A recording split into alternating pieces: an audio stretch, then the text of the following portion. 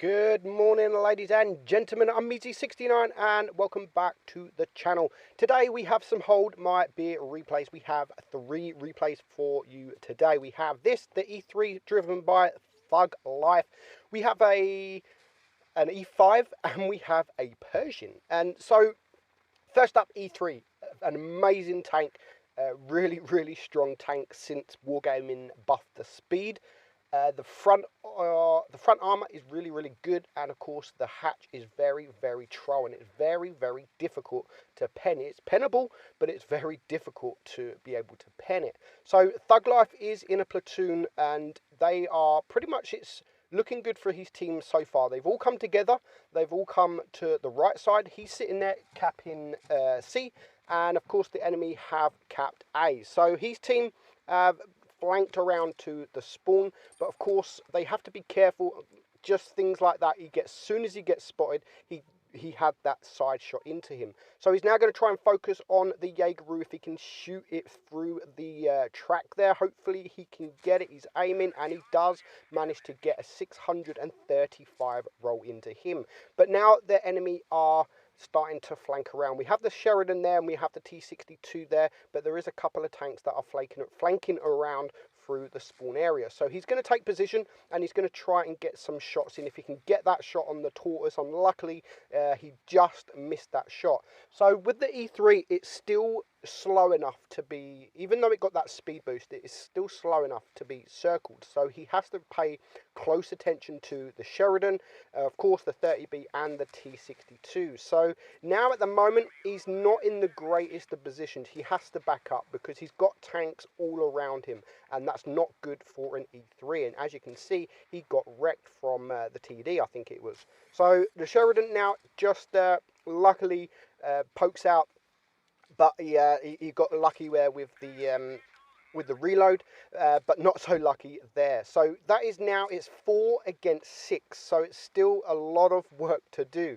and especially for an E3. He is now going to push that T62A, puts him down to a one-shot, as long as he doesn't low roll, which I don't think he will, but he does get that little ram, and that tracks the T62, keeping him in position for a little bit longer as well. But he can't let the T62 around because otherwise he will do this. But luckily he has room to maneuver, and he is going to take that guy out to bring it down to a 4 versus 4.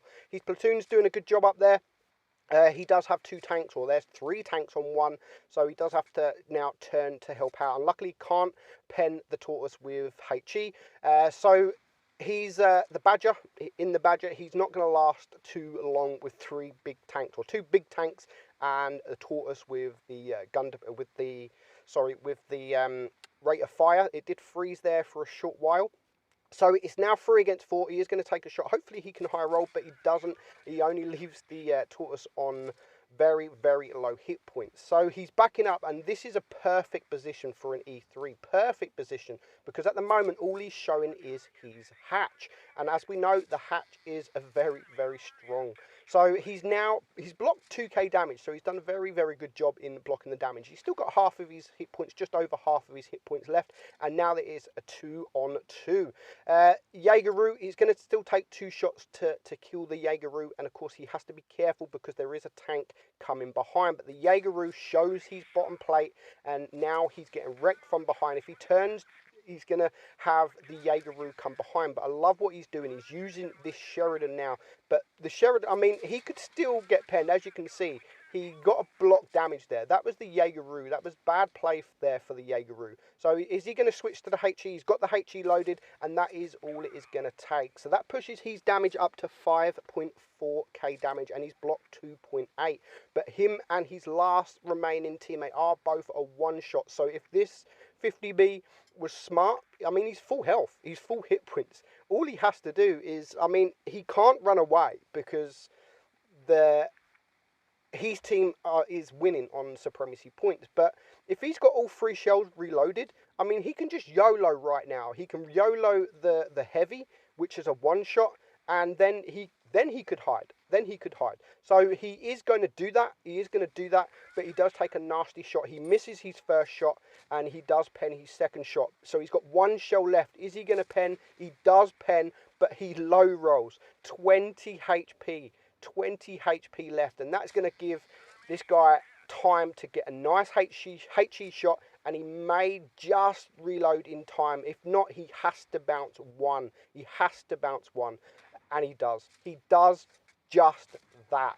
Lovely, lovely battle. 3.2k blocked, and of course he ends on 7,300 damage. He gets the Ace Top Gun High Caliber Radleys, and of course he gets the Steel Wall as well. So thank you, Thug Life 1029, for sending me that replay in. Very well played. Next up, we have an E5, and it is Cater. Cater in the E5 on Castilla. Now, I do have a replay, another E5 replay from Cater. It is a bit of a heartbreaker, so I'm going to keep hold of that for a heartbreak series, and it is better than this one. But this is still well played from Cater. So it is Castilla, and he is heading towards the heavy side. Now, there is 2 medium tanks and 2 light tanks on his team, and only 1 medium and 1 light tank on the enemy team. So I was quite surprised to see the majority of the tanks come this side of the map, considering there's quite a few medium tanks and light tanks. I do think that the battle should have been played to the right and the medium side, but the enemy, which I thought would come this way, they are all going the other way. So it's a bit reversed. It's the enemy should have come this way, his team should have gone that way. So it equals out. So there is still 2 tanks down in the spawn area, which is the E5 and the Jag Tiger. Now, I love the E5. The E5 is absolutely fantastic of a tank, and I think it's much better since Wargaming got rid of that hatch. So it looks like the enemy E5, I don't know if he's AFK or if he's just got himself stuck. Not too, I think he's got himself stuck, so he is now out, but there's still now 3 tanks around this area, and there is the Mouse. So he's blocked a shot so far. He's taken the Jag Tiger now down to a 1 shot. The mediums are losing it the other side of the map, so they are now 1 tank down. Now he is going to focus on the E5. Maybe he could have waited, because he blocked the damage there, and he could have poked out to take care of the Jag Tiger, who is a 1 shot, but instead he's not going to risk poking out, and there is some 35 damage done with HE. So he's in a great position at the minute. He's in a great position. He's got that rock hiding his bottom plate, and the Mouse does a bad thing in pushing, because the rest of his team, Cater's team, is behind him. So the Mouse, very bad play there, and you can see Cater wiggling, and so far he's blocked 1,300 damage. So he's playing it frontline as can be. Now, if his team could actually push these team here, because it is a 3 tanks against 6 up here. So they should have pushed. They definitely need to take out that Jag Tiger. Even though he's a 1 shot, he's still one of the highest DPM tanks in the game. But of course now there is the Waffle that is there as well. So he's going to stick behind this rock. He doesn't want to poke out in front of them big guns. And there goes the E5. And again, the Mouse is pushing. Now he's got a tank to the left and he's got a tank to the right. So he's in a bad position.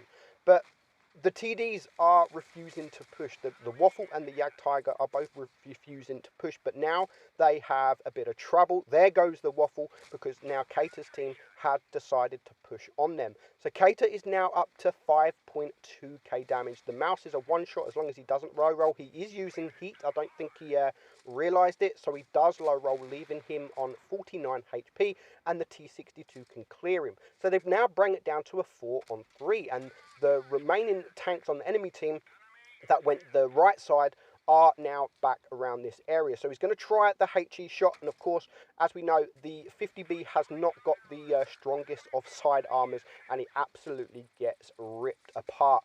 So 6.9k damage, 2.7k damage, and he's now on 1 kill with just 1 tank left alive. 7.2k damage, and all he's done is sat behind a rock, and it was the perfect position for an E5. It wouldn't have been a perfect position if it was the old E5 that had that hatch, because the hatch would be showing. The hatch was really weak. So he got 3k block damage, but he definitely wouldn't have got that if it was for the hatch. And of course, he's on, what, 1,200 hit points. He's blocked 3k. He would have been dead a long time ago.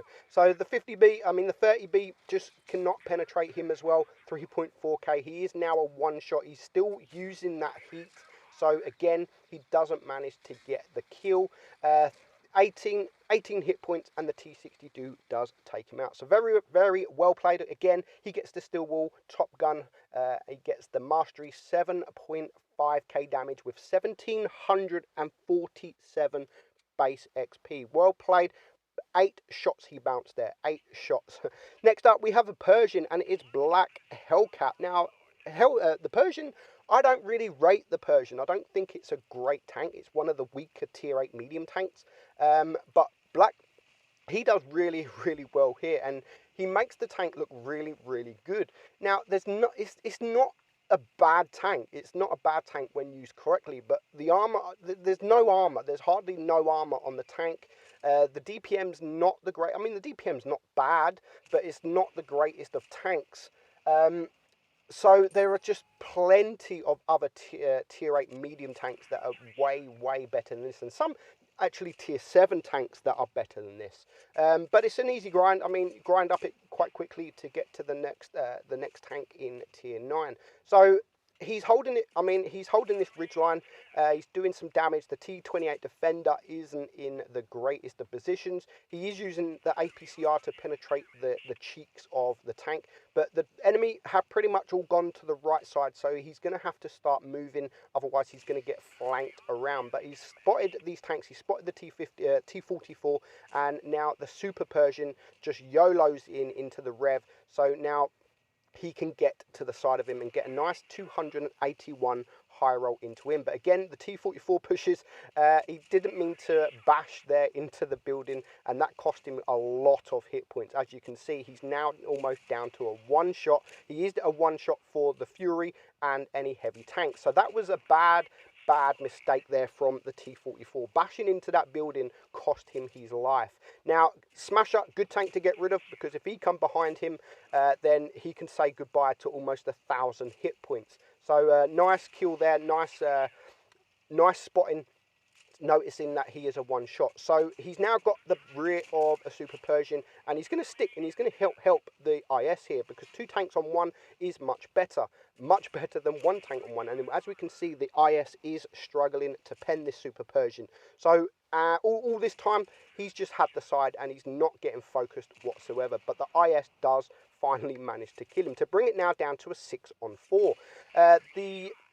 The Action X is coming. The Action X has got plenty of hit points. He's got plenty of DPM. So it is a tank that you want to be careful of in the Persian, because I think it has better DPM, and it has nice armor as well. And as you can see, the Action X is doing a great job in, he's still got the hit points. He can out DPM this Persian, and it's now a 3 on 3. The enemy have bring it down, but Black Hellcat he's calling for help here. He knows that he can't out DPM this guy. He knows he's going to struggle, and especially with the position this guy's in, until he makes a mistake like that, he should have just stayed over that ridgeline, used the armor of the thing. But of course, I didn't notice that he couldn't do that because of the T49 was coming. So you can see now the Persian is just getting absolutely ripped apart. He's now a one shot, and he needs help quickly. It's a 3 on 3, but he's a one shot to any tank now in the game. He needs a bounce, to be honest, but he's not going to get the bounce. He 46 HP, and it's a 2 on 3. Like, how can this be a win? T49 finally helps him and takes out the Action X to leave it now to a 2 on 2. The Dracula, he can take a couple of shots, but of course the T34 is very healthy in regards to his hit points. So he's now, Black Hellcat's going to run away. He's going to reposition, because he knows if he stays there, he's just going to get ripped apart. He really needs to take care of that Dracula, because it's only going to take a small ram to kill this Persian. So he's relocating. The T49 is a one shot now. Hopefully he can take out the Dracula before he dies. So he's going to wait. I mean, I don't think the Dracula can get him yet, so the Persian is going to get up. He needs to get this shot. The Dracula has started rushing. He needs the T49 to come and help him, unless he gets that lucky bounce. As I'm saying, the armor's not great on this tank, but I mean, you can still bounce. You have to be lucky. You have to be lucky to bounce. And just when he needed it, he does get that bounce. Now, there's 2 tanks on 1 here. 1,300 hit points the T-34 is on, and him and his teammate are not even on 100 hit points between them. It's just going to take 2 HE shots, 35 and 46, not even, what, just over 80 hit points between these two tanks. And the T-34 was still on half of his hit points, more than half of his hit points. In fact, he'd only been shot one time.